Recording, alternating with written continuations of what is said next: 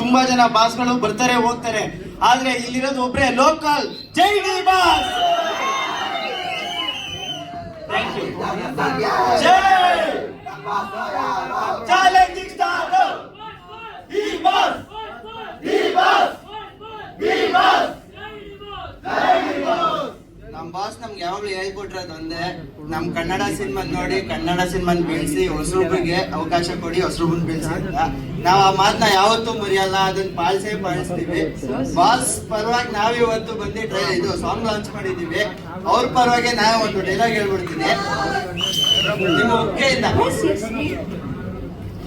ಜೀವನದಲ್ಲಿ ದೊಡ್ಡ ಮನುಷ್ಯ ಆಗ್ಬೇಕಂದ್ರೆ ಚಿರ್ಲೆ ಕೆಲಸ ಮಾಡೋದ್ ಬಿಡ್ಬೇಕು.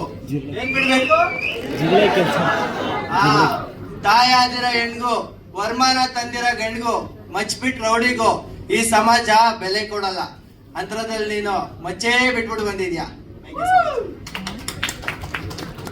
Thank you Praveen and Dev ಅವರೇ. ಸರ್ ನಿಮ್ಮ ಹೆಸರು? ಪ್ರದೀಪ್. ಪ್ರದೀಪ್ ಅಂತ ಸರ್. ಆಕ್ಚುಲಿ ಪ್ರೊಡ್ಯೂಸರ್ ಸರ್ ನಿಮ್ಗೆ ತುಂಬಾ ಥ್ಯಾಂಕ್ ಯು ಸೋ ಮಚ್. ಯಾಕಂದ್ರೆ ಇಂಥ ಸಾಂಗ್ ಕೊಡ್ಬೇಕು ಅಂದ್ರೆ ಮೇನ್ ಪ್ರೊಡ್ಯೂಸರ್ ಬೆನ್ನೆಲುಬಾಗಿರ್ಬೇಕು.